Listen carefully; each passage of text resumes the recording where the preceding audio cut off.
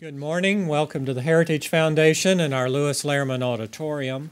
We, of course, welcome those who join us on our heritage.org website on all of these occasions. I would ask everyone here in-house if you'll be so kind to check one time last that cell phones have been turned off as we prepare to begin. It is appreciated, of course, by those recording the events as well as our guest speakers.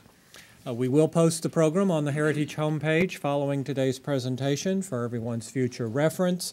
And as always, our internet viewers are always welcome to send questions or comments, addressing them simply via email to speaker@heritage.org. Hosting our discussion today is Walter Lohman, who serves as director of our Asian Studies Center. He is also an adjunct professor at Georgetown University, where he leads a graduate seminar on American foreign policy interests in Southeast Asia. Prior to joining Heritage, he served at the U.S. ASEAN Business Council. He has also served as senior professional Republican staff for the Senate Foreign Relations Committee, and he earned his bachelor's degree in humanities at Virginia Wesleyan and his master's in foreign affairs from the University of Virginia. Please join me in welcoming Walter Lohman. Walter? Thank you, John. Thank you. I appreciate that reluctant welcome there. What do you want? But welcome to everyone.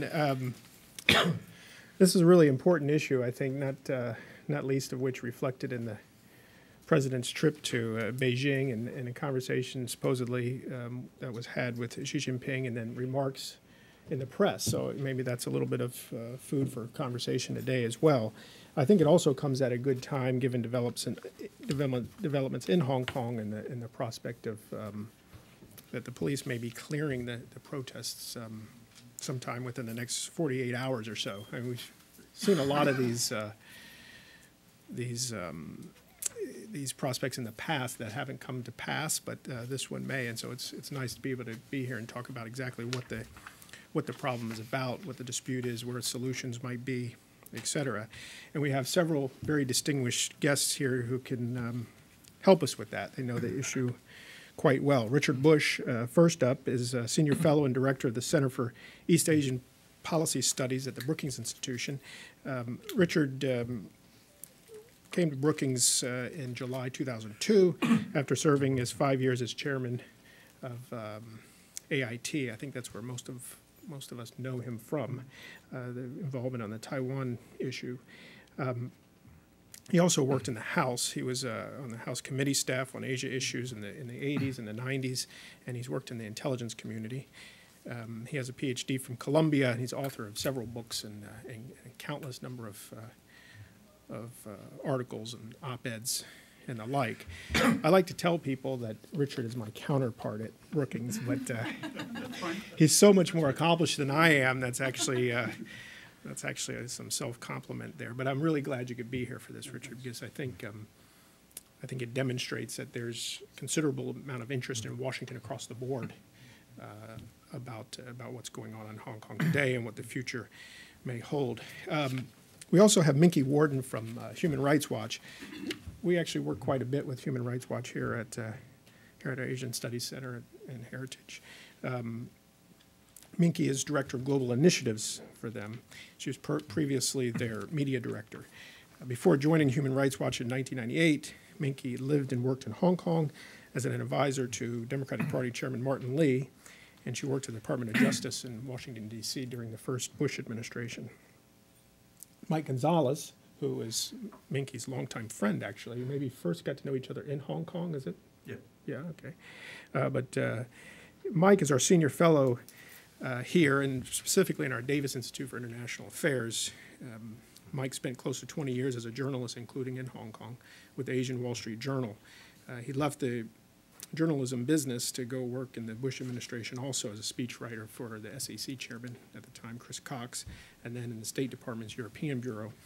Mike joined Heritage as Vice President of Communications in 2009, and he served in that capacity, and I should say served very well in that capacity until this spring, where he decided to start to put his considerable skills and experience to work for foreign policy as a senior fellow. And we have found ourselves working together quite a bit Asian issues, especially given his background in Hong Kong. It's come in very useful. So with that, let me turn it over to Richard, and you can stay there. Richard, you can come up here, whatever you like, and get us started. Thank you. Thank you very much, Walter. Thank you for having me. Thanks for your kind introduction. To say I'm more accomplished than you, which is not true, is just a gentle way of saying I'm older than you. So your time will come. I cannot come to Heritage. I can't be in this auditorium without thinking of the late Ambassador Harvey Feldman, who was a good friend of many of us, a champion of all that is good and right, and someone whom we all miss very much. The task I assigned myself today, and Walter accepted, was to provide some context for understanding the current struggle in Hong Kong. I want to identify the ways in which longstanding social and economic policies of the Hong Kong government and the government of China have shaped both the target and the character of the current movement. To summarize, these policies have created serious problems for Hong Kong's middle class and deep public frustration. For that public, creating a genuinely democratic system has become the solution for addressing these problems, and protest has become the default means to promote democracy because it's the only channel available. The democracy is not derivative of these problems. It's been a periodic issue on the Hong Kong agenda for a long time. I'm sorry about that.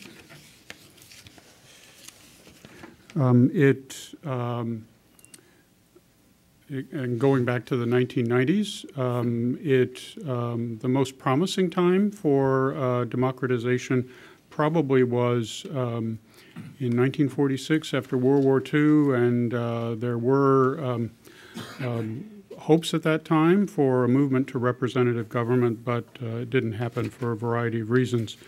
But if any public in Asia is ready for democracy, it's the public in Hong Kong, and it's been ready for that for a long, long time. Now, coming back to social and economic policies, I think it's worth considering a couple of facts. One is that Hong Kong has one of the highest Gini coefficients in the world. That means that the income and wealth inequality is quite severe. It's like sort of 12th in the world. And Forbes magazine annually publishes billionaire rankings. Hong Kong has 44 billionaires, according to the latest count, and that's in a population of 7.1 million people. Young people believe, with some justification, that they are not able to secure a standard of living that is as high as their parents. Now, just about everyone you might talk to in Hong Kong will tell you that the most serious and pressing political and economic and social issue is the shortage of housing, and that's residential housing, commercial housing, industrial housing, and public opinion polls document this complaint. Let me just give you one factoid. 36% of Hong Kong households own their own home, and this is in most cases an apartment. Property prices for homes are up a third from their last peak in 1997, and that's after a serious real estate slump. The average down payment, now consider this, for a 400 square foot apartment, which is 20 by 20, the average down payment has increased 15 times in that same period. And the average down payment is equivalent to 81 months of the median household income. So you would have to set aside 81 months of your income simply to put a down payment on it. So the impact of all of this is that it's very difficult for the young and the not so young to own their own place without substantial help from their parents. Sometimes that's available, often it's not. So young people have to resort to suboptimal outcomes, living with their parents, not getting married, and so on, which explains why a lot of the participants in the protest movement, particularly in the surge periods, are not students. They're people in their 20s and 30s and 40s who are affected by problems like this. There's a number of reasons for the housing shortage and the run-up in asset prices. We can talk about those if you want, but one powerful reason is the control that a small number of property firms have over the real estate market, which raises prices for both residential and commercial space. I've talked about residential. On the commercial side, it's hard for even an efficient mom and pop shop to stay in business when rising rents give a huge advantage to shopping mall developers and luxury stores.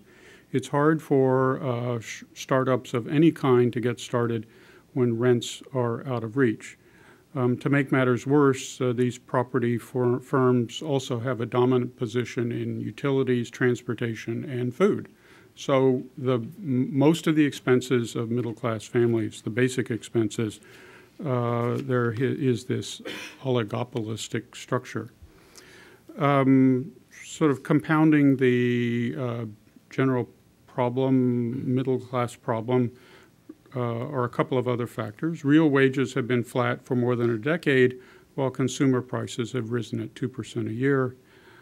Because of a defect in the pension system, working adults sometimes have to support their parents when their parents are between age 60 and 65. And there are a growing number of smart, eager job seekers from China who are competing for and winning jobs that Hong Kong young people used to have all to themselves. In short, the gulf between the wealthy and the middle class continues to deepen, and Hong Kong has a serious economic concentration of power. This is true in other places. It's probably more severe in Hong Kong, and the political ramifications are the same. I realize that the Heritage Foundation has an economic freedom index, and Hong Kong always scores #1 on that.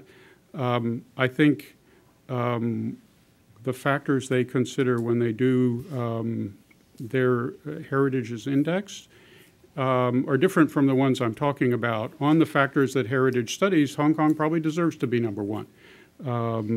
But if you want to talk more about that in the question period, that's fine. So let me move from the economic concentration of power to the political concentration of power. In most advanced societies, a democracy provides a check, a public check against excessive wealth and market concentration. Not so in Hong Kong. Here we confront a political concentration of power to go along with the economic concentration of power. Here we have to go back to the political system that Beijing designed in the late 1980s and early 1990s to limit the scope of democracy and give preferential access to political power to its supporters, mostly wealthy businessmen. And this is particularly true of the election of the chief executive, where until now a 1,200-person selection committee, which is dominated by Beijing's allies, picked the chief executive. This skewing or rigging is also true of the Legislative Council, where so-called functional constituencies make up half the seats. Going back to my point about real estate, the real estate industry has representation on the selection committee for the chief executive and in functional constituencies in the Legislative Council. So it is well positioned to protect its vested interest in the property market. Now, to be perfectly fair, the system of representation for specific social and economic groups was not a Chinese invention. It was actually part of the British legacy to Hong Kong. And decades ago, the Hong Kong government, under the British, forged an alliance with first the British business community and then the Chinese business community that took over from British firms. So it is not surprising that once London decided late in the game to begin a transition to democracy in Hong Kong, business received disproportionate representation in the Legislative Council. It was a new manifestation of the old alliance. When Beijing proposed in 2007 that selection of this chief executive should shift from a 12,000-person selection committee to election by all eligible voters, there was substantial hope for a system that would permit the possibility of competitive elections and a popular check on concentrated economic and political power. That hope was dashed, I think, on August 31st this year when Beijing decided to control who got nominated to run in this one-person, one-vote election. And this is the decision that ultimately led members of Hong Kong's disadvantaged middle class to protest. Now, it's important to understand, and the final point here, that economic power and political power in Hong Kong are two sides of the same coin. They reinforce each other, and to a significant extent, the same people dominate each arena, the political arena and the economic arena. The public, therefore, feels unrepresented in both boardrooms and government chambers, but they have learned that there's one arena that they can dominate, the street, through protest.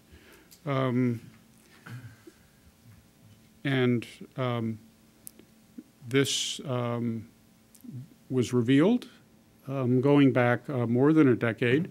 In some cases, protesters in Hong Kong were able to get changes in Hong Kong government policy, or at least the withdrawal of policies that they didn't like. Again, this is not just a Hong Kong phenomenon. We see this in a lot of other political systems around the world, the Sunflower Movement in Taiwan. And the Hong Kong movement is even more dynamic because of social media. Now, Beijing has pushed the idea that political unrest in Hong Kong is being engineered and manipulated by foreign forces, particularly the United States.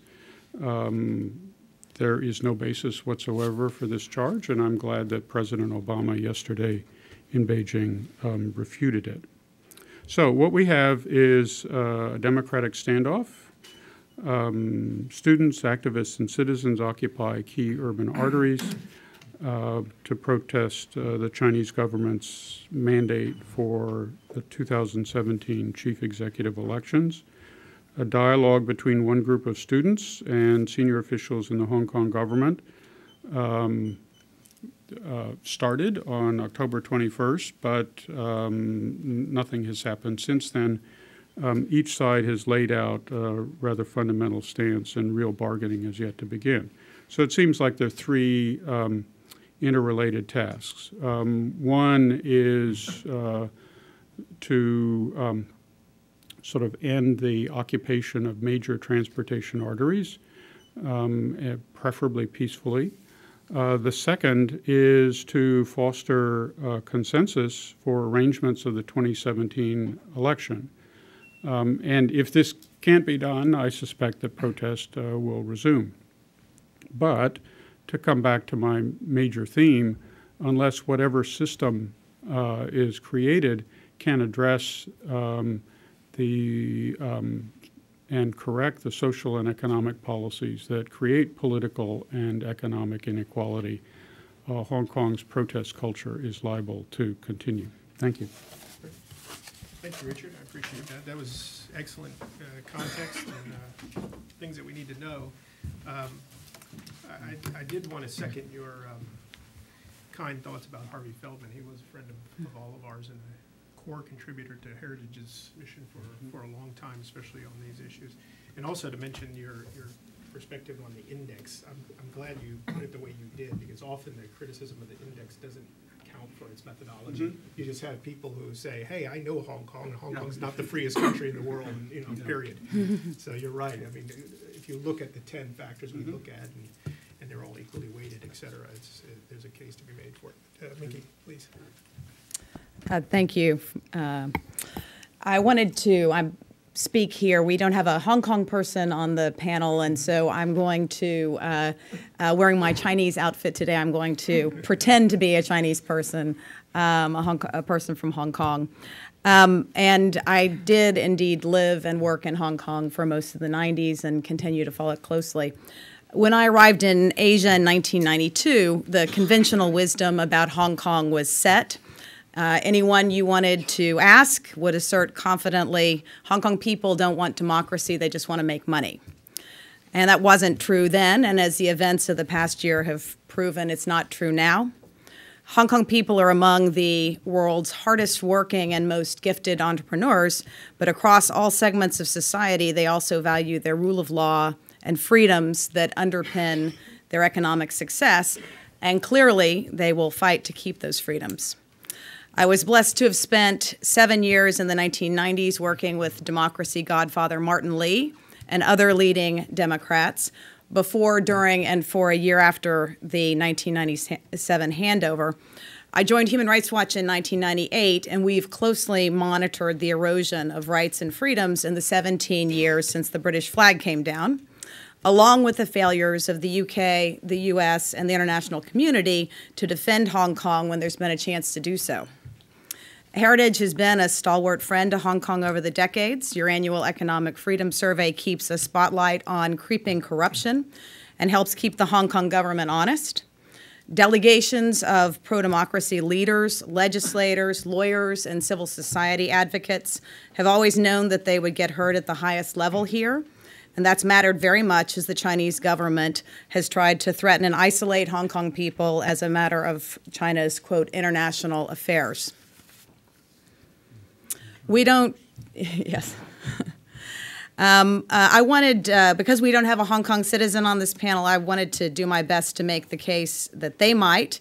And if there are Hong Kong government officials in the audience, I'd welcome a public response. First, Hong Kong as a city of refugees has perhaps the best understanding of freedom of any city in the world. Many close Hong Kong friends have personal stories that are worthy of novels. Carrying children across China during war, being denied education as red kids, or swimming as teenagers for days in shark-filled waters to reach refuge in Hong Kong. So in few places is the collective memory of flight to freedom so ingrained. Rarely do communities in the West experience in a century what Hong Kong, and for that matter, Chinese people have experienced in the last 3 decades. So for context, to understand the current conflict, here's a brief timeline. I'm attaching years to it. It's somewhat arbitrary. But in 1978, there was the end of the Cultural Revolution and the beginning of reform and opening in China that ultimately allowed hundreds of millions of people to emerge from poverty. And it's also given China immense trade clout on the world stage. In 1984, there was the announcement that 6 million Hong Kong people would be handed over to China, but they were solemnly promised safeguards by the international community under a document known as the Joint Declaration. It was registered at the United Nations, and it was applauded with a considerable amount of work behind the scenes by the British and Chinese governments. It was applauded by governments around the world and backed by governments around the world, including the US. The model, it said that Hong Kong would be protected by the one country, two systems model that was agreed by Paramount leader Deng Xiaoping and Britain's Margaret Thatcher. In 1989, 25 years ago, the uprising in China's Tiananmen Square led to hope in Hong Kong and 2 million citizen marches, so 2 separate marches with more than 1 million people in Hong Kong's narrow streets in support of the students. It also led to fear and despair as the movement was brutally crushed. I'd like to note that there are some important parallels to the situation in Hong Kong today. Hong Kong's venerable pro-democracy leaders like Martin Lee, Emily Lau, Sita Wan, others got their start in that '89 movement. They led those marches. When Hong Kong, and after that, Hong Kong people demanded the UK allow elections. Hong Kong had its first elections in 1992, and as Richard says, though, there's always been half the legislature that's controlled by functional constituencies, which are one bank, one vote. No, really, that's a seat. For its part, a generation of Chinese leaders, Chinese government leaders, learned these lessons from Tiananmen. Crush critics decisively, control the media, and whatever you do, don't let protests get out of control. In 1992, the first elections did take place. They were a landslide for pro-democracy candidates, meaning they wanted more elections, not fewer. And Chris Patten arrived as the last British governor. There was a race against time to bolster Hong Kong's political institutions that could withstand pressure from Beijing. And instead of trying to quash public aspirations for a say in government, as previous British officials had done, Chris Patten supported the Democrats' efforts and put forward very modest democratic reform proposals. He was heaped with vitriol from Beijing. He was called a prostitute and a sinner for 1,000 years. He was not treated much better by the British Foreign Office, whose mandarins were busily kowtowing for trade with China. In 1997, at the handover, Hong Kong's elected leaders were thrown out of office and replaced by the pro-Beijing legislators that they had defeated in elections. That rump legislature rubber-stamped bad laws and actually took away from itself the right to legislate. So now Hong Kong legislators cannot actually legislate. China decided to keep the functional constituencies because they were easy to control. In 2003, Beijing attempted to legislate against what the Chinese government calls subversion with a bill called Article 23. It would have rolled back religious freedom, the Bill of Rights, and possibly shuttered different groups. People here in the U.S. treated it as a fait accompli, but Hong Kong people fought it and turned out 500,000 people to protest this pernicious law. Chief Executive C.H. Tung, who had championed the law, was ultimately, it took a couple of years, toppled, and the law itself was shelved. In 2012, at Beijing's behest, the government brought forward an ugly so-called patriotic education law, national education law, that would have whitewashed the Chinese Communist Party's history in truth-loving Hong Kong. And a key precursor of what we see today in Hong Kong, young people were in the vanguard of opposing this bill, including a charismatic secondary school student named Joshua Wong. He founded a group called Scholarism to oppose this patriotic education bill. The patriotic education plan was killed, like Article 23. But the fact that the chief executive would bring forward such bills that are so inimical to Hong Kong's free system served to expose the flaws of Beijing ruling Hong Kong through its proxy leaders in Hong Kong. And remember, the promises of the Joint Declaration were that Hong Kong people would rule Hong Kong for 50 years, not Beijing proxies will rule Hong Kong for 50 years. In 2014, the crisis this year is because Hong Kong people, as Richard said, have waited patiently for decades to elect their own leaders. There couldn't be a more modest, patient population than the Hong Kong people. This time around, they know that if Beijing succeeds in controlling this process, they're going to be locked permanently into a bad system, as they were under British rule. But Britain guaranteed both the rule of law and a level playing field when it controlled Hong Kong. Beijing is undermining both of those fundamental things for Hong Kong. In the 17 years since the handover, Hong Kong has fallen out of the world's headlines, and Beijing has increasingly called the shots. Perhaps the greatest achievement of Hong Kong people during this period has been deterrent. They've been constantly confronting threats from Beijing, calling China's bluff, and in the process signaling that Hong Kong people would not give up their liberties without a fight. So how did we get to this point of the crisis in Hong Kong where thousands are camped out in the streets of Admiralty and Mong Kok? By the way, my office overlooked Admiralty for many years. I haven't seen it, but it doesn't look the same. Several crises. This was coming for a long time. I think the West treated this as sort of a spontaneous uprising at the end of the summer. This is was a very predictable thing. Martin Lee and Anson Chan were here earlier this year in April and warning at the time of a coming political crisis. But other events this year have exacerbated the situation that certainly was coming just by a timetable. And I wanted to review what those are. This year, there have been several violent attacks on journalists, such as Ming Pao editor Kevin Lau. He was attacked in broad daylight with a chopper and nearly killed, an independent journalist and editor. There's been the role of Chinese officials in paying a huge bribe to a top civil service leader, Raphael Hui, former chief secretary. That's the top civil service job.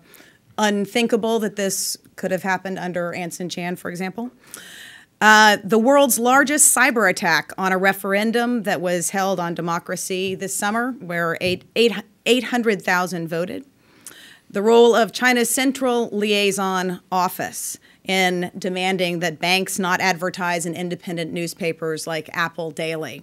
Again, that's the lifeblood of a newspaper is advertisements, so it's an effort to stop critical voices. And a white paper from China that claimed judges should be patriotic, which is a serious threat to the rule of law. Everyone knows judges should be judging by law, not judging according to political dictates. Increasingly, views have hardened in Hong Kong that only a democratically elected leader could defend Hong Kong against such encroachments by Beijing. And just as a reminder, the one country, two systems model, Hong Kong people ruling Hong Kong, that was a plan from China. So what Hong Kong people are demanding is what the Chinese government has been promising for 30 years. Now that the APEC summit in China is over, the international community should be prepared for a harder line from Beijing and should be prepared to answer it with a solid defense of Hong Kong. Around the world and on display at the summit, where Chief Executive from Hong Kong, C.Y. Leung, was in attendance, China is using bullying and economic blackmail to insist that Hong Kong is a matter of China's internal affairs. At the time of the handover in 1997, Prime Minister John Major declared, quote, "Hong Kong will never walk alone." But I'm sad to say the UK has very much abandoned Hong Kong people in the face of threats and for China trade. This is deeply short-sighted because it is still Hong Kong's rule of law and the free flow of information that makes China trade successful for the UK and for everybody else. Since the UK is not going to step up, the US, which has an important 1992 US-Hong Kong Policy Act on defending freedom in Hong Kong, has an obligation to find its voice. To me, Hong Kong's indomitable spirit is exemplified every year on June 4th, when parents bring their children to Victoria Park in the hundreds of thousands to light candles for the future. Many of those same ordinary citizens have braved tear gas and brought umbrellas to the protest area in Admiralty to signal to the world they're prepared to defend freedom. Certainly, the fight in Hong Kong is Hong Kong people's fight. They will persevere and do what they can to save their freedoms against Beijing's encroachment, with or without U.S. help. I thank the Heritage Foundation for the opportunity to speak about the heritage of a desire for freedom and individual liberty in Hong Kong. We have a chance to recommit to these values when we stand with the people of Hong Kong, whose values and aspirations are so similar to our own. Thank you. Thank you.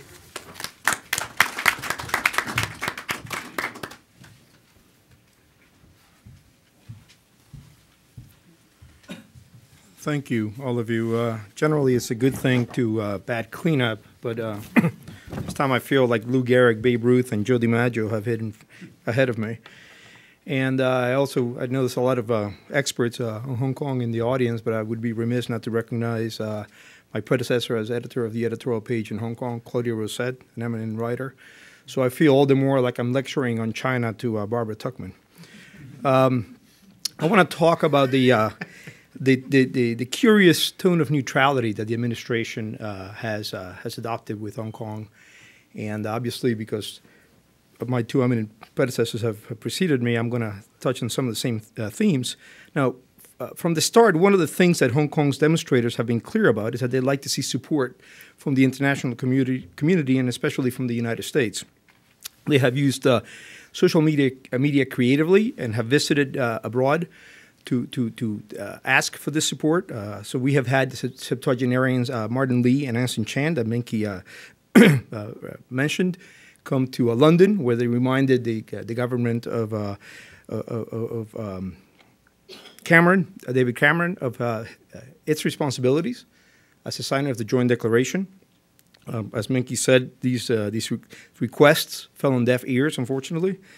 And then the Martin and Anson came here and met with us while they were here with me and Walter, and more importantly, they met with Joe Biden and members of Congress, and they requested again that the U.S. stand by its law of the use of social media. I'd like to point out, I'd like to give a shout out to 17-year-old Joshua Wong, who's cut several YouTube videos and has made very clever use of Facebook and Twitter. I'm going to quote from one of his videos, and which makes it very clear what the protesters want. And he says, quote, "We hope more of the people from different countries and different nations can support us because we hope Hong Kong can have universal suffrage under the rule of the Communist Party. We hope we can create a miracle, the first country that can get universal suffrage and political reform under communist control. We will persist using the principles of peace and nonviolence. We hope that more people from different countries can support us because we need international support, because more media and more people's support will give more burden," this 17-year-old Hong Kong Chinese, "for the Communist Party not to use violence to hurt or even kill the people on the road." So this is very clever, right? He is the first thing he does is make it clear to the Communist Party that he does not represent a threat, that the protesters do not represent a threat, that he does not defy the Communist Party or China's ruler of Hong Kong. But we also get the point that he's saying world attention and especially media attention will make it all but impossible for China to use the violence that it used on Tiananmen Square 25 years ago. Another comment by 23-year-old Yong-mei, she told Time magazine, "We cannot do this on our own. We need the attention of the world." As for Martin and Anson, they came here quoting expressly a law that Richard actually helped write, the 1992 U.S. Hong Kong Policy Act, which includes the following key section, quote, "Support for democratization is a fundamental principle of United States foreign policy. As such, it naturally applies to United States policy toward Hong Kong. This will remain equally true after June 30th, 1997. I go on quoting the law. "The human rights of the people of Hong Kong are of great importance to the United States and are directly relevant to the United States' interests in Hong Kong." So Martin and Anson were not just reminding policymakers here of this clause, but we're asking for something more. They were asking for the reinstatement of the an aspect of the law that was allowed to lapse in 2007, and that is the annual reports that Congress used to make on progress towards the democratization. So in other words, we had ideal conditions for the Obama administration to come out with a strong statement in support of Hong Kong's democratic aspirations. The participants and the leaders of the protests were asking for such backing. This is very key. The relevant U.S. law demands such backing. And as I will explain in a minute, our traditions, going back to the earliest times of the Republic, required such backing. So it was perplexing, to say the least, to many of us, that the Obama administration decided at the moment to adopt a position at odds with all these conditions, one of strict neutrality. And I want to quote to you from the statement that our consulate in Hong Kong put out, which for all intents and purposes, in my opinion, washes hands of the demonstrations. It said, "We do not take sides in the discussion of Hong Kong's political development, nor do we support any particular individuals or groups involved in it. We encourage all sides to refrain from actions that would further escalate tensions, to exercise restraint, and to express views on Hong Kong's political development in a peaceful manner. What would the consulate say? It's actually against the demonstrators have been nothing but peaceful and have been nothing but peaceful. So why does the consulate feel that it needs to say this? And in fact, it was not a one-off statement, something somebody wrote in a rush. It was part of the policy. Earlier in the year, back in July, we had a glimpse of the neutrality that was to come when thousands of demonstrators turned out in Hong Kong and hundreds were arrested, including many of the leaders. Marie Harf of the State Department had this exchange with a journalist. Question, should Beijing be listening to what is happening in Hong Kong? Should they be taking note of these cries for greater democracy? Marie Harf, well, I'm sure they are. Question, you really think they are?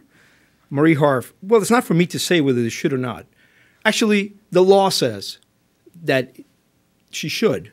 And it's not just the law. And by the way, I'm acquainted, but I think the two previous speakers referred quite rightly to the school of thought that to do this, we just incite China, because China is always talking about the dark black hands, black international hands, manipulating the protesters. And if we did support them, we would just be throwing gasoline on the fire. But come on, I mean, Beijing knows full well that the Obama White House is not manipulating these protesters, and that the State Department is not doing that either. Besides, China is all too happy to accept the condemnations of the demonstrations when it suits them. For example, the big four accounting firms, Deloitte, KPMG, Ernst & Young, and PwC, back in June, signed a joint statement saying, quote, the economic and social costs of these marches would be too severe to be quantified. Now, the first of these companies is headquartered in the United States, the second in the Netherlands, and the last two in the UK. So China doesn't mind foreign interference at all, as long as it is the right type of interference. What it understands too well is that the protesters have it right. If there's world attention and media scrutiny, it will not be able to do what it did with Tiananmen. But the U.S. should support the pro-democracy cause in Hong Kong, not just because it's good for the people of Hong Kong, right? We act in our own national interests, but because our national interests are at stake. We have a lot at stake economically in Hong Kong remaining autonomous. Our commercial exchanges with Hong Kong differ from those of the rest of China, which is why the Hong Kong Policy Act, again, to quote it, says that the U.S. should play an active role in maintaining Hong Kong's prosperity and autonomy. In fact, the act makes clear that the U.S. should treat Hong Kong, quote, as a territory which is fully autonomous from the People's Republic of China, unquote. This beneficial status gives Hong Kong companies access to sensitive technology that other Chinese cities do not have, and because we deny the mainland access to prevent proliferation. As opposed with China, with which we have a famous trade deficit, we have a huge trade surplus with Hong Kong. In fact, it is our largest surplus in the world. We also have 1,400 U.S. firms with offices in Hong Kong. Close to 900 of these are regional headquarters. And we have 60,000 expat Americans living in Hong Kong. So we have national interest in Hong Kong. But we also have a national security stake in remaining true to who we are. Support for freedom overseas has been America's official policy at least since Harry Truman announced the doctrine that bears his name when he spoke to Congress, a joint session of Congress, March 12, 1947. With Britain exhausted and no longer able to aid the Greek government against communist partisans, Truman said the United States had to step into the breach. Quote, one of the primary objectives of the foreign policy of the United States is the creation of conditions in which we and other nations will be able to work out a way of life free from coercion.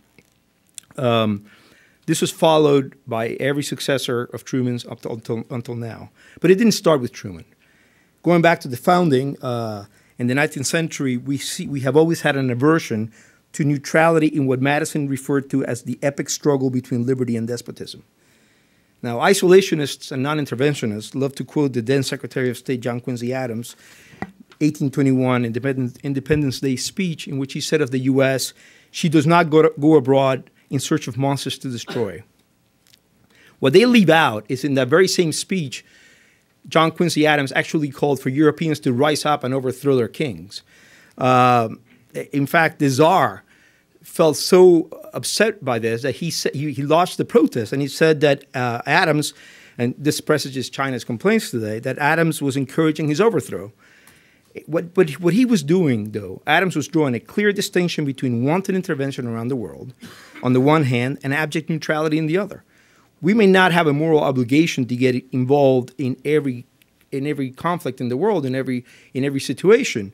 We're not the world's policemen, but we can't pretend that we have no interest in the outcome.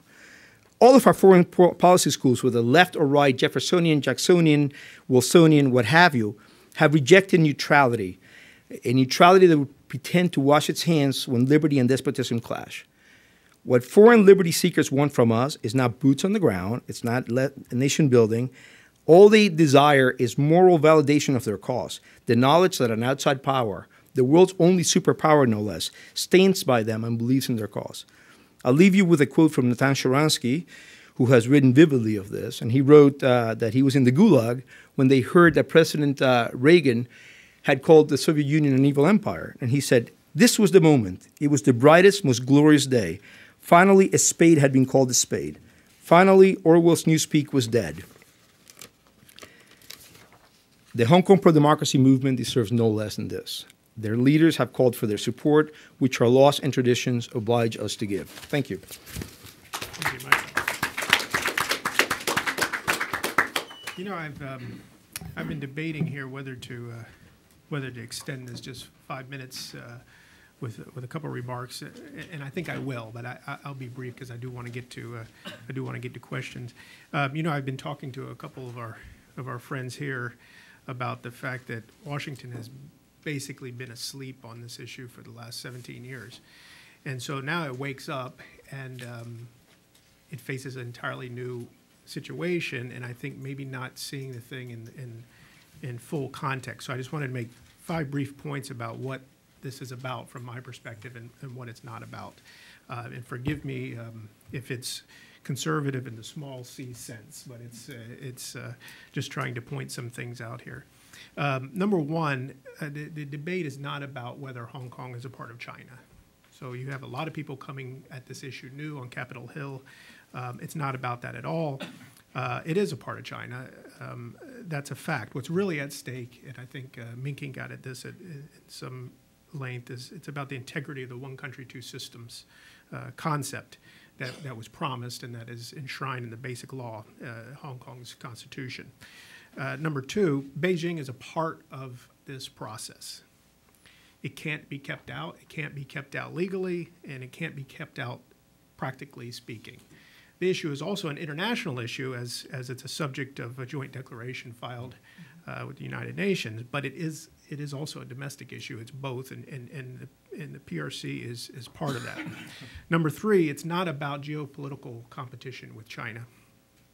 There's already the suspicion in Beijing that that's what it's about, and that only harms the cause, I think, to put it in that context. It's not part of some sort of great game that we're conducting on some sort of 19th century model. Number four, what it is about is Hong Kong having as democratic a process as possible under the current circumstances.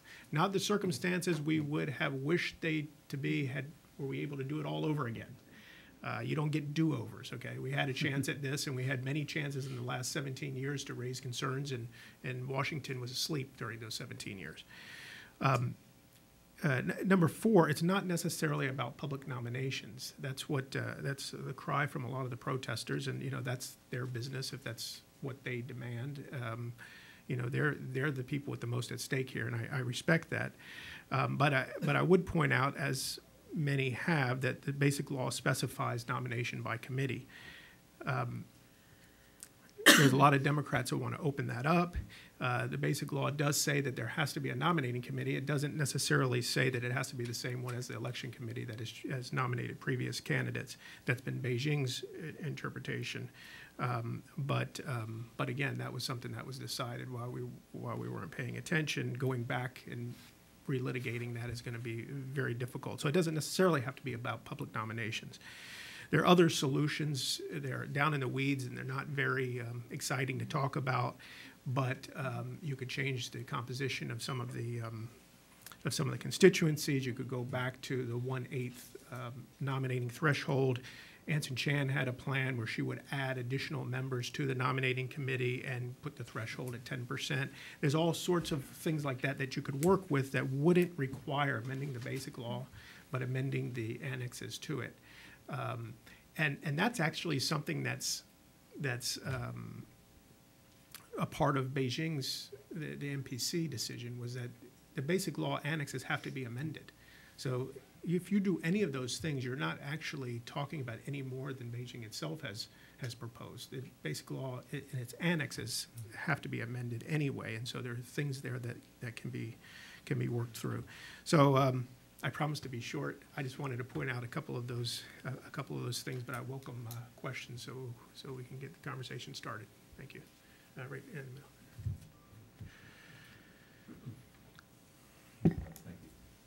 My name is Arnold Zeitlin, and I've been in Hong Kong as a general manager for news agency UPI and also as the director of the Asia Center for the Freedom Forum. In view of President Xi's remarks at his press conference the other day, it appears that Beijing is ready to take a harder line now that the APEC meeting is over. If that's the case, what are the options for the United States, especially in view of the U.S. efforts to reach some sort of accommodation with China on cybersecurity, on trade, on climate change, on the South China Sea, all these other issues? Where does Hong Kong stand in relation to those issues as well, and how that will affect whatever the United States can do should a harder line be taken in Hong Kong? Thanks, Arnold. I'm glad you asked that question because it is an essential one.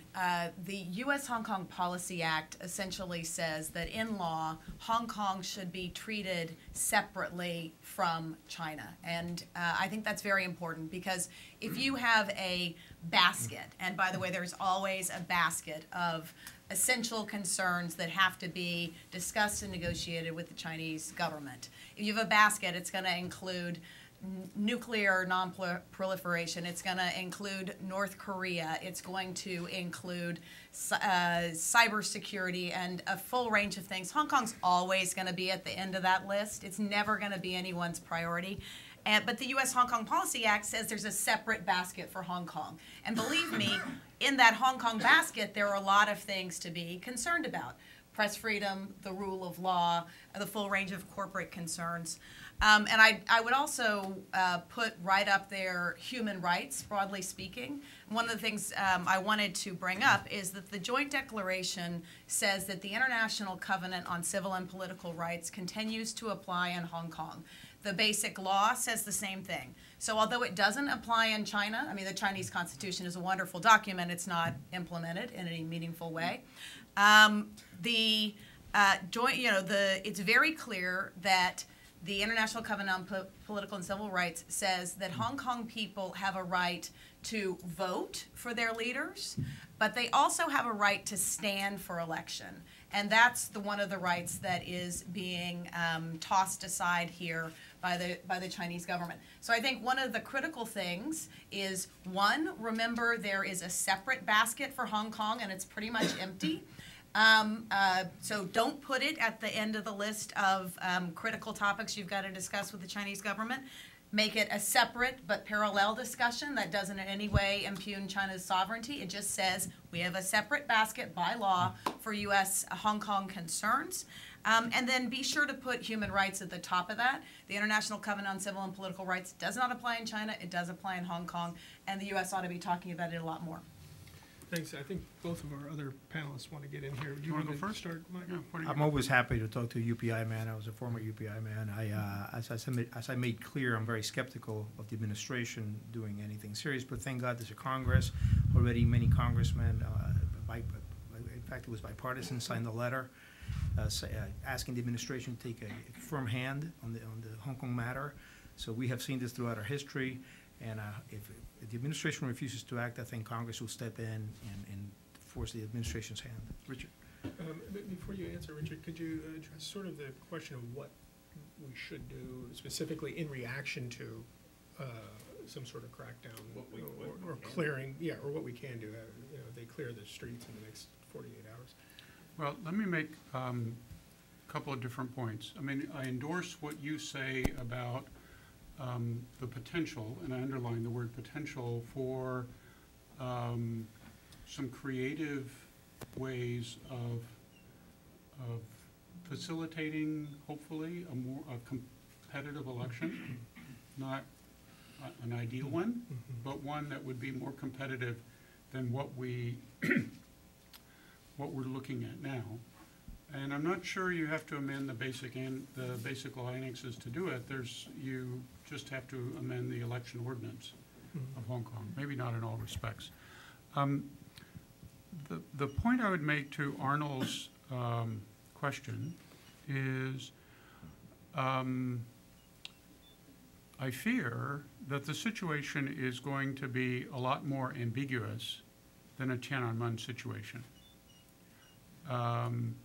First of all, the clearing operation that we are probably going to see will be in response to injunctions and orders from a Hong Kong court that the occupation of public thoroughfares is a violation of the law and should be ended.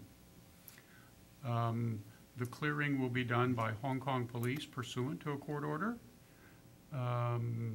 And so you're probably not going to have the PLA or the People's Armed Police. So that's one point of difficulty. Second,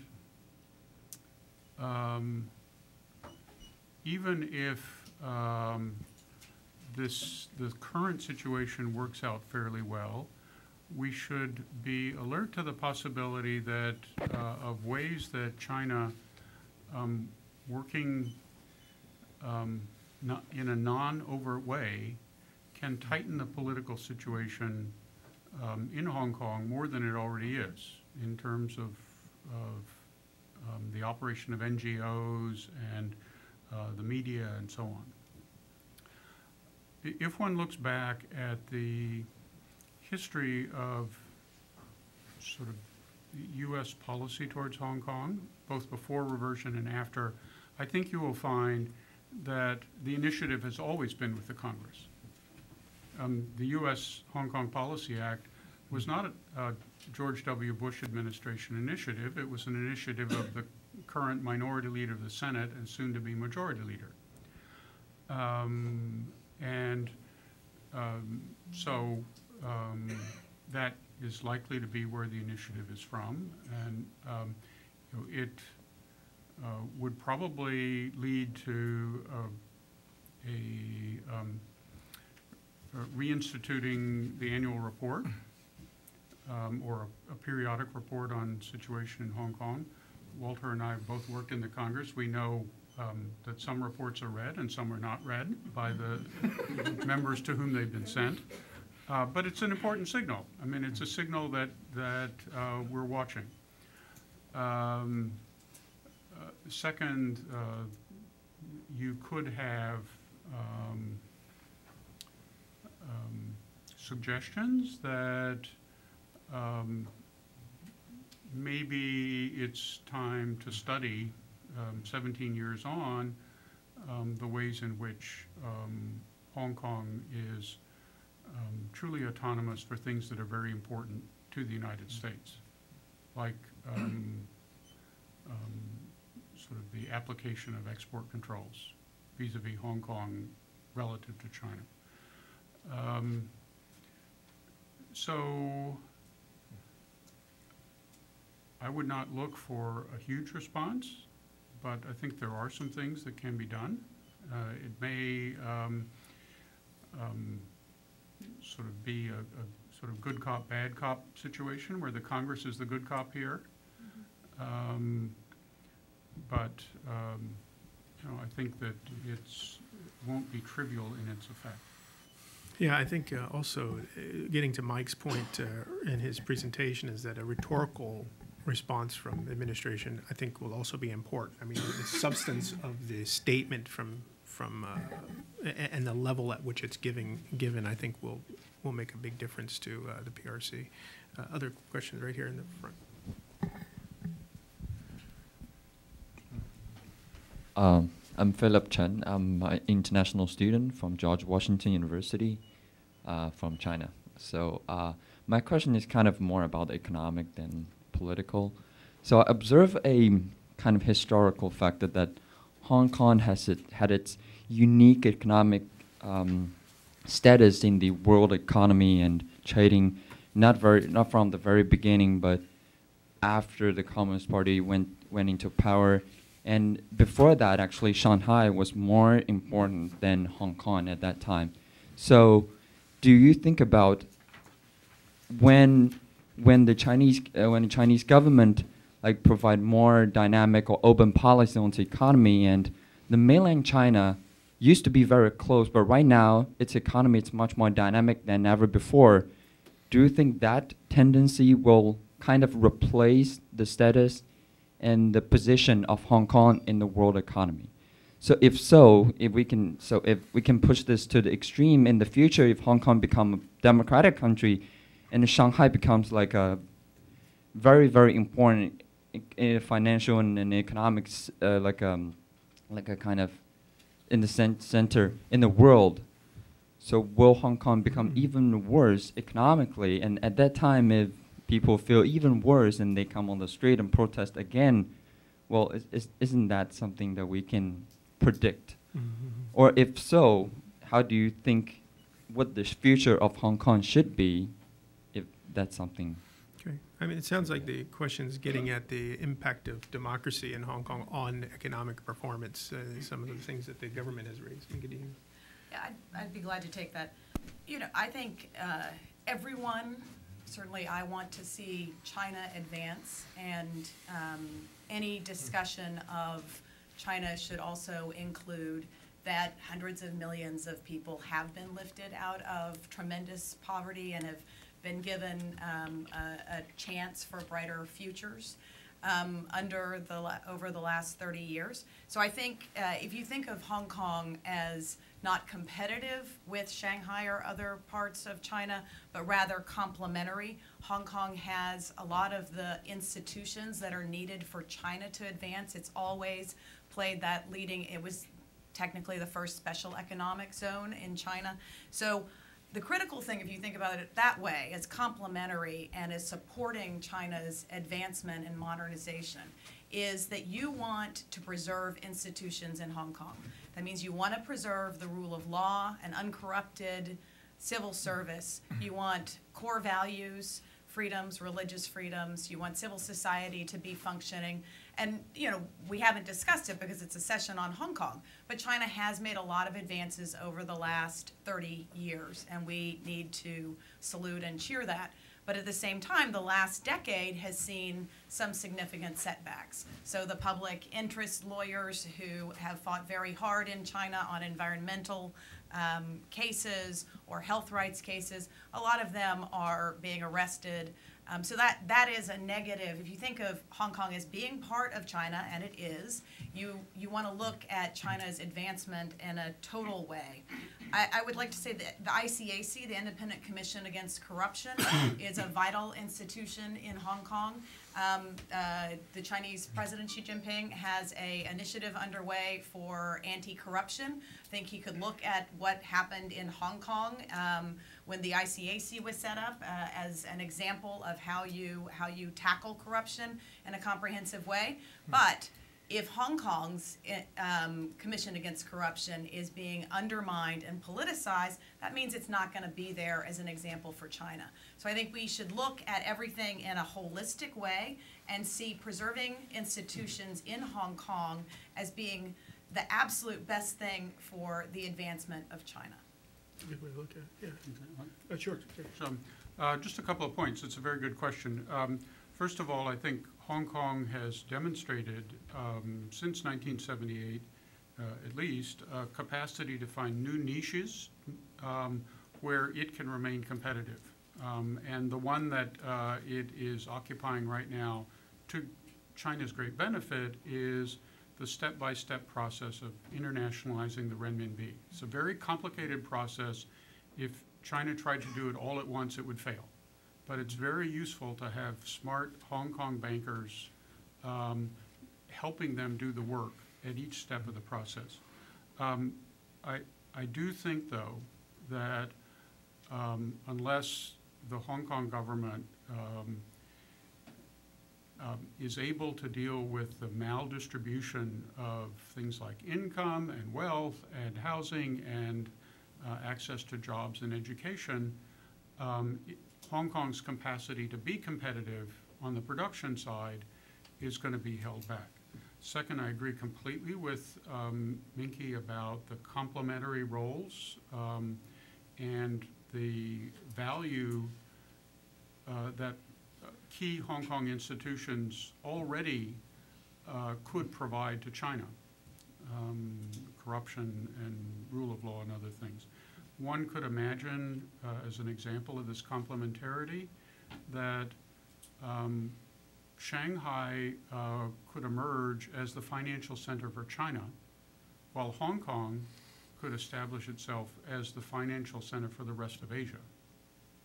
And working together, having a division of labor. On Walter's question on this interesting issue of democracy versus economic growth, I am a strong believer that a good democratic system actually promotes growth. A dysfunctional one can hurt growth very badly, but a good democratic system, which I think Hong Kong is capable of, is going to be more useful in promoting Hong Kong's growth in the future and assuring that the benefits of growth are widely distributed than the current system that we have. Good point.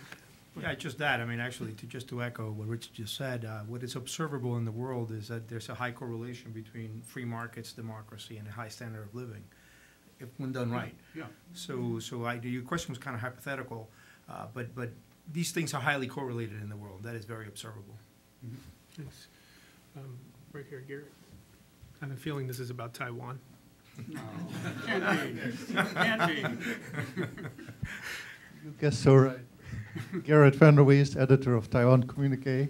There are amazing similarities indeed between the Occupy Central movement and the Sunflower movement in Taiwan, and it looks like the way the Beijing authorities have handled the situation in Hong Kong has major repercussions in Taiwan in terms of pushback against what Beijing is trying to do. Taiwan always rejected the one country, two systems for Taiwan, but now even President Ma Ying-jeou says so. So can you elaborate on how the two movements are reinforcing each other, learning from each other, mirroring each other? I was in Hong Kong a few weeks ago and went up one evening to the Occupy site at Mong Kok. And one of the speakers speaking to a small crowd was obviously somebody from Taiwan. He spoke good Mandarin, unlike not Cantonese. He was talking about the ways in which the Taiwan situation is similar socially and economically to the situation in Hong Kong. I think there's been a lot of sharing of information about techniques, and I think that will continue. I get the impression that Taiwan people are not looking every day in their newspapers or on television to see what's happened in Hong Kong overnight, but I think the cumulative impact of how this is played out in Hong Kong do simply reconfirm the belief of Taiwan people that one country, two systems is not for them. Thanks. Yeah, right here, Mike Martin. Mike Gonzalez talked about all the great experts in the audience, and none are less expert. Slightly jet lagged. I just came back from Hong Kong on Friday, where I spent a week and a half meeting with a couple of different groups. Not so much a question, but a couple of things to put to the panel which weren't brought out. Excellent presentations. One, Rich, in your presentation, I think one element to add is the growing frustration in Hong Kong of the people about the growing mainland influence in Hong Kong. Absolutely both right. economically and socially. Yeah. You have not only the stock market, the Hang Seng Index, now being dominated by Chinese companies, but you also have other phenomena such as the influx, regular inflow of immigrants. 50 million tourists from the mainland in a city of 7 million. The government looks at that as a matter of pride, but the Hong Kong population see it as excessive. And there's a lot of cultural conflict. And one of the interesting manifestations that comes out of this is the insistence in the protesters of using Cantonese. Even when they write in Cantonese. So that if you speak Mandarin and you try to read the literature, you cannot understand it. I've brought back samples and gave it to some of my colleagues, and they go, what does this say? So there's very much this Cantonese Hong Kong identity versus mainland issue that's going on. Second thing, Minky, in your presentation, one of the issues that's coming up is the generational division of the protests. The young people, by the way, they don't call themselves Occupy. They call themselves the movement or the umbrella movement. Occupy Central was another thing that effectively didn't really happen the way it was supposed to happen. But they have a different attitude about what they're doing, and one of the things that they've done is rejected the traditional sort of political protocol in Hong Kong. And in my interviews with a number of people, particularly involved in the pan-democratic movement, they literally say, we don't understand them. We don't really understand how to communicate with them. And one of the issues coming up, people have talked about post-APEC being the time of a crackdown. Others are going to say that it's going to be after November 29th, when Taiwan has their elections. So people are looking for possible dates for the crackdown. But one of the things that even the organizers of the protests say is that if they were to say, go home right now, they couldn't guarantee that more than 70% of the people would go home. That you'd still have hundreds of people staying in the streets, even though they're told to go home. So it's a rather intriguing dynamic. I haven't processed everything I learned over the last couple of weeks, but just wanted to add those Great, comments. that's Yeah. great. Thank you. All true. Thank you. Yeah, then we'll come back. We'll come there next. Hi, my name is Bill Maliski. I just moved back from living 21 years in China, 8 of those years in Hong Kong, about the same time that you were there, actually. One question for the panel. Why are the protesters or the student groups there not approaching the United Nations with this? I saw yesterday in the news that they were going to blockade the British consulate in Hong Kong. But why are they not talking to the UN? Let me just actually address both those questions if I can. I do think that the British and Chinese governments went to the trouble of registering the joint declaration as an international treaty with the UN because they wanted to give it the gloss of international support. But I think since they went to the trouble to do that, then there certainly is a role for the international community, and there will be some creative thinking about that, I'm sure. Just to the question about the sort of the composition of the protests and sort of the next turn of the wheel, I went to the trouble of going through that sort of long history of recent Hong Kong political development to make the point that in the past, at the time of the Article 23 crisis, at the time of the patriotic education crisis, at both those moments, at a certain point, the government in China, not in Hong Kong, climbed down. They rolled back and actually shelved planned legislation that everyone said was inevitable.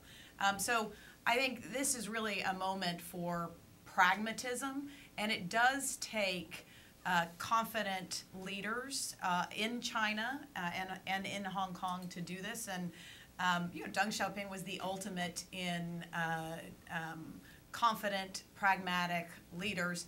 He conceived of this one country, two systems model to appeal to Taiwan. I believe that the appeal to Taiwan is forever compromised now, but it could still work in Hong Kong, and I think it's essential that it does. So it's really a time to find a pragmatic solution out of this. I wanted to point out that the election committee that's elected, I think elected would be the wrong word here, Chief Executive C.Y. Leung actually had a Democratic candidate, Albert Ho, standing. He got a tiny fraction of the vote, but it was a nod at that time, and a confident nod, that Democrats could stand for selection and the sky wouldn't fall.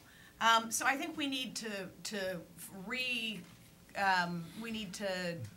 find that pragmatism as a way of moving forward. The hardline approach is clearly not working, and as you say, there will be people who won't leave the streets. But just the most interesting thing to me as a longtime observer of Hong Kong, as a Cantonese speaker, is that this generation of Hong Kong students who, and I would have predicted in 1997 that they would have been thoroughly wrapped in the embrace of the motherland, that this would have been the patriotic generation. And it is interesting to me that the Chinese government has achieved exactly the opposite of what they intended. Clearly they intended that to be the case. And yet with their patriotic education schemes and their efforts to roll back rights and freedoms in Hong Kong, they have created this exactly the opposite of what they wanted. But it's certainly still possible for the one country, two systems to work, and it actually is the only way forward. Yeah, sure. I agree with that. I think that China showed a lot of real lack of confidence, particularly in the sort of pragmatism and good sense of Hong Kong people. We could have had a deal that would have allowed a competitive election, and people like Anson and others were providing good ideas of how to do that. To your question, I frankly don't know the answer, why in their minds they didn't do it. Let me speculate on two reasons. Number one,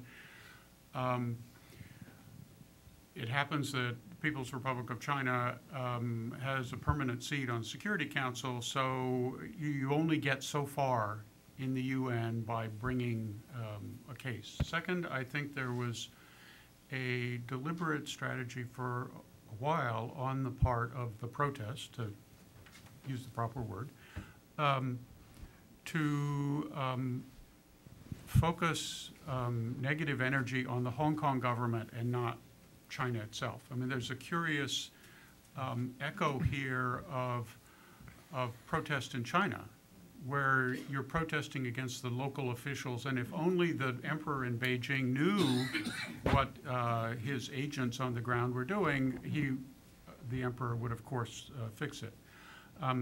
One reason to do that, of course, is that the current chief executive, C.Y. Leung, is not exactly popular, and so he's a good target for a lot of the protests and opposition.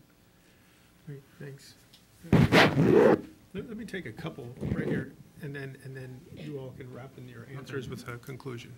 Gregory Ho from Hong Kong. Today I speak from my personal capacity.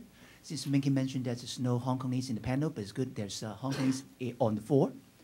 I want to address something that I see from what I heard in Hong Kong 4 weeks ago, that today the so-called Occupy China Central Movement has come to an end. It is a so-called umbrella revolution or umbrella movement. And when you see this kind of protest, it's called a smart protest. Nowadays, 100 protesters, they can occupy Mong Kok and the Admiralty. Remember, it is not Central. Central has come to an end. So from the past experience, the Hong Kong police has not enough manpower to handle thousands of protesters. Protesters, they come in 10-fold more than the Hong Kong police. Hong Kong police can only exercise 6,000 people per day. So the protesters, they are smart enough to know that you want to get me out of the square, we'll go. But we'll come back the other day. So it's become a strategy, which is pretty work. They call it smart protest. Now American call it foreign policy, a smart foreign policy. I want to go back to the protest. Now it's not only concerning the student or the middle class. Even some well-established businessmen like James Dean, the figurehead of the Liberal Party. Well, if everybody remember, he was just stripped unanimously of his seat in the Political Consultation Committee in Beijing, which for his criticizing the C.Y. Leung that C.Y. should resign. And then even for a famous political figurehead in Hong Kong, a billionaire, he has to apologize for his own exercise of freedom of speech.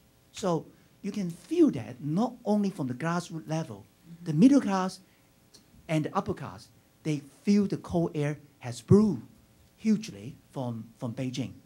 And from the middle class, even though they don't support the student, but they think that C.Y. Leung should definitely resign.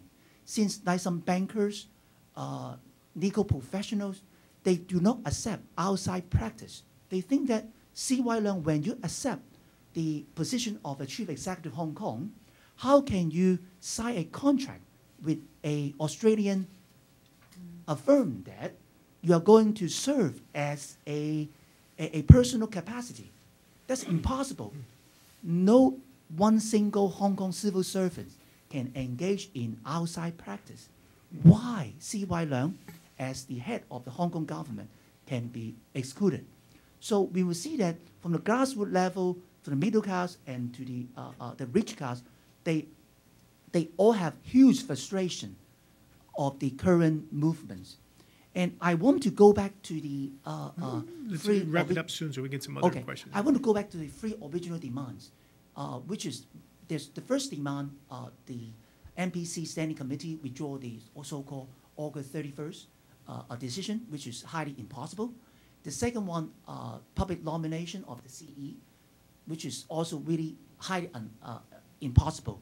But the third demand, C.Y. Leung resign, I think I'm not sure whether the panel would agree that since there is a proceedings after 1997, we see Tong Chi-hua, whether this is a good soft landing in the coming 6 months or 7 months. The last remark I want to raise is the latest poll has shown that only less than 10% Hong Kong people would identify they are Chinese. They all identify they are Hong Kongese. I heard personally people are shouting with each other on Mong Kok and MLT for the reason that, are you Chinese? Those protesters say, no, I'm Hong Kongese. For a single reason that being identified as a Chinese would arouse more frustration and distrust of Beijing government. So my last question would be, how China would handle a Hong Kong that more identify themselves as Hong Kongese instead of Chinese? How would the Beijing government handle such a tough identity crisis? Great, thank you. They were long remarks, but very useful. We'll come to those, and then a question here, and you had something too. Let's start with the gentleman behind you. Let's start with him, and then you, okay? Hello. I was fortunate enough to spend 3 months in Hong Kong, and I came back in early September. And to me, among the protesters, there seemed to be a divide between the younger generations and the older generations. And I was wondering, how could the younger generations appeal to the generations that aren't participating? Or is the history or the image of 1989 too strong in their minds? Great. And then right in front of you. Thank you. And as part of discussion, I just have some comments to share. And I follow very closely on what's discussed here on Hong Kong issue during last 2 months. I think there is 2 questions and should be answered. And one is the freedom of Hong Kong eroded on the one country, two system. And I want to quote some words from Mr. Clement Leung, the Hong Kong commissioner here, his newsletter. He said, even the protest itself showed the core value of Hong Kong, freedom of expression, freedom of assembly was well kept. And you can see the fact the Occupy Central is illegal. Act was not approved by the Hong Kong government, and it had lasted for about 2 months, and the police deal with it with great constraint, and so you can see all of these facts, and you can imagine what will happen in other countries for this kind of illegal protest, even in the United States. Maybe you can see what happened in Missouri just last month. And the second question is, is Beijing willing to let Hong Kong go ahead towards democracy? I think if you read the decision by NPC, and you can see the core of the decision is that the universal suffrage in 2017 is okay. But as to the method of selecting the chief executive, there is it can be discussed, and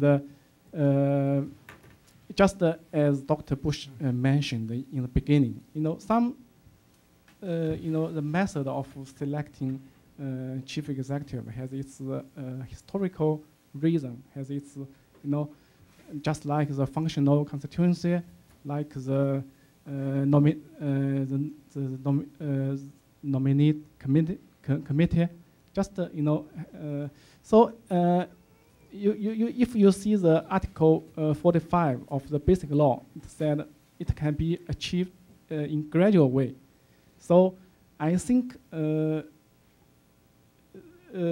goal is very clear, but the method can be discussed. Just as the chief executive of Hong Kong said, it still has very big space here. So I just have this two. Yeah. All right. Thank you for that. Most of that was not questions, so I hope we can. I mean, from everyone, but maybe so we can just wrap up in a minute to give each person a minute to respond. Why don't you go? We'll just come right down the line. Actually, just want to address the last speaker. Universal suffrage has become now a phrase devoid of meaning in a way, because Beijing says it's granting it, and then when the United States says, yeah, we're for universal suffrage as well.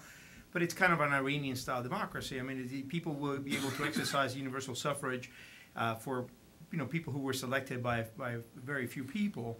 And as to your comments on the functional constituency, they're very recent in Hong Kong, so I don't think you can say they have the weight of history. By the way, just a historical note, this is a concept first enunciated by Mussolini, so I don't think that functional constituencies have any democratic has any value at all. So I'll just leave it with that. Mickey? Sure. Well, thank you all for coming today. I wanted to say that China is not monolithic, even within the Chinese government. That's one of its great strengths, the sort of the push and the pull over the years of reformists and hardliners. And so I always have some confidence and optimism that within the Chinese government there are people who understand the value of Hong Kong and who are prepared to fight within those circles to preserve it. Hong Kong is also not monolithic. There seems to, I think we've heard some people say, oh, the protesters don't agree with each other or they can't decide when to leave. I would be extremely surprised if in noisy, debate-centric Hong Kong people could agree on where to go for yum cha. So it's, I think that's why I love Hong Kong. Yes, we love it for the core values, transparency, the rule of law, protection of human rights, religious freedom, but we also love it because it's noisy and because no one can agree on anything. Noodles or rice for breakfast, I don't know. But I do think that what we're talking about here is finding a pragmatic way forward. And I did go to the trouble of sort of marching through the history of the last 17 years because there have been many, if not elegant, then certainly workable past solutions to political crises that brought hundreds of thousands of people into the streets, starting in '89. And I did want to say, you know, people talk a lot about the Basic Law. That is a constitution for Hong Kong that was passed for China after 1989. So Martin Lee and other people were drafters of the Basic Law, but it is not, at its heart, a very good document. It has some parts that could be exploited to push for more democracy, but at heart it is essentially not a very good document protecting rights and freedoms. The Joint Declaration is better. The International Covenant on Civil and Political Rights, which continues to apply to Hong Kong, is really what we ought to be returning to talk about elections in Hong Kong. And I would say, in sum, to the question of what future for Hong Kong, I did go through the past history because the real problem is that a perception that the chief executive is not defending Hong Kong people's rights. That's really the heart of what's going on here. But looking ahead, there are also the elections for the legislature. So I would suggest that whatever the intermediate solution we come up with, it should also address the future election of the legislature, because that's going to be the next flashpoint. We'll be here in a couple of years talking about the crisis in Hong Kong over the legislature if we don't deal with it now. Thank you. That's good. Okay. Let me just speak to this question of how Hong Kong people identify themselves, which you said at the end. It is true that in this very recent poll, 10% or 9% said they were Chinese. 27% said they were Hong Kongers only. But then you had two groups with what you would call mixed identities. So let me just get it here. 42% chose Hong Kongers, but also Chinese. 22% said Chinese, but also Hong Kongers. I would leave you with the thought that identities are changeable depending on circumstances. One of the circumstances that shapes Hong Kong people's identity are the policies of Beijing and the policy of their agents in the Hong Kong government. And so Beijing has an opportunity, if it were to be more creative in the way it designs Hong Kong's political evolution, to perhaps rebalance the multiple identities in Hong Kong more in its direction. But it has to do this itself. Thank you. Let me just a soft landing to this issue? Well, I think, number one, that would create a certain confidence. But I don't think Beijing is going to do this right away, because they lose face from kicking him out. But you have to also have good arrangements for the CE election, and Minky's right, the LegCo elections. You also have to address the underlying political and economic and social sources of Hong Kong people's political alienation. Let me just end on one point that you made about flexibility and the method of choosing.